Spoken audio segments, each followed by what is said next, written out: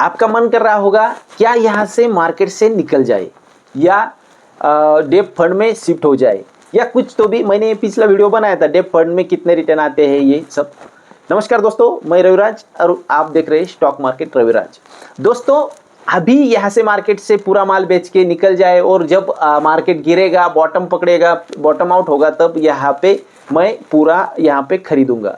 तो ये आपके दिमाग से निकाल दीजिएगा, क्योंकि आज तक मार्केट का बॉटम और मार्केट का टॉप किसी ने भी नहीं पकड़ा है। तो यहाँ पे आपको क्या करना है, सिचुएशन को समझना है। यहाँ पे मार्जिन एमटीएफ की पोजीशन मैंने पीछे वीडियो में बनाया, बोला था। एमटीएफ के वीडियो में सेपरेट वीडियो है हमारे आपके इस चैनल पे। तो एमटीएफ में क्या करना चाहिए, क्या नहीं करना चाहिए, एमटीएफ की जो अगर एमटीएफ में एक जाल के में एक बार अगर फंस गए तो क्या होता है, ये सब मैंने उस वीडियो में बताया था। लेकिन उसमें कुछ लोगों ने निगेटिव कमेंट किए थी, एमटीएफ यानी अच्छी फैसिलिटी है, ऐसा है वैसा है।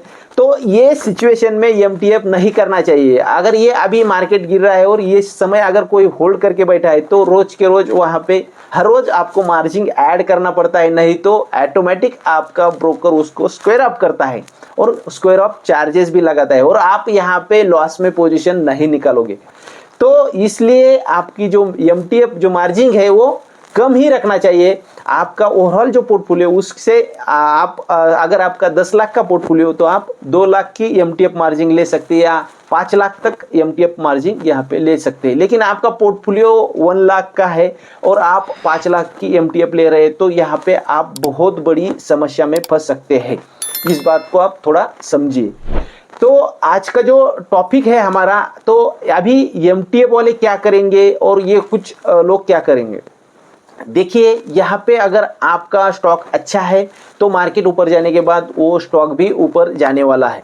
तो अगर आपका स्टॉक बहुत लॉस में है तो उसको ना बेचिएगा। यहाँ पे एमटीएफ में भी आप उसको होल्ड कर सकते हैं, कुछ अगले कुछ महीनों में उसमें रिटर्न आना शुरू हो जाएगा। और अभी जब यहाँ पे जितना लॉस है वहाँ से तो कम ही होगा अगर मार्केट ऊपर जाता है। तो आपको क्या करना है, उसको होल्ड करना है। और आपको कुछ पोजीशंस है वो बहुत छोटा लॉस है, लेकिन यहाँ पे आपकी जो मार्जिन के लिए आपका जो यहाँ पे इंटरेस्ट जा रहा है एमटीएफ में, तो उसको आप स्क्वायर अप कर सकते हैं, उसमें कम लॉस है। और ज़्यादा लॉस वाले को होल्ड करना है। ये मैं कुछ मार्केट के विपरीत आपको बता रहा हूँ, लेकिन यहाँ पे आपने अगर वो स्टॉक अच्छा लिया है तो ही आप उसको होल्ड करना है। अगर वो स्टॉक कुछ आपका ये बहुत अच्छा स्टॉक नहीं है या पेनी स्टॉक है या बहुत स्मॉल कैप है और उस पे ऊपर बहुत निगेटिव न्यूज़ आ रहे हैं तो उसको होल्ड नहीं करना है। तो इस बात को थोड़ा समझिए।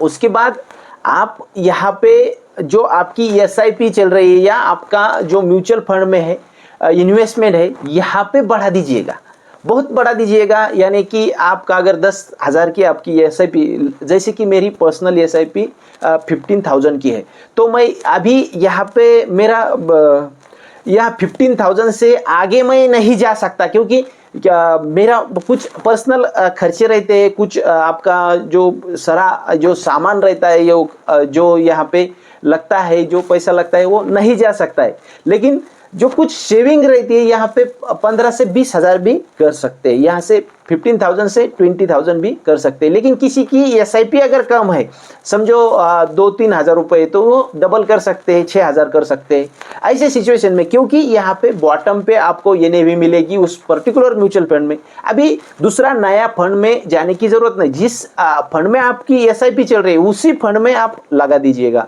क्योंकि अगर जब भी एवरेज आएगा तो ये इस टाइम पे खरीदे वाला और आपने पिछले 1.5 साल पहले खरीदे वाला, उसका और इसका एनएवी का रिटर्न सेम ही आपको निकलेगा। अभी जो पिछला जो रिटर्न है और ये जो रिटर्न है आपको सेम ही दिखेगा अगले साल, क्योंकि ये एनएवी आपको 1.5 साल पहले की मिल रही है। तो आपका जो यहाँ पे आगे जो रिटर्न मिलने वाला है तो बहुत ही खूबसूरत है।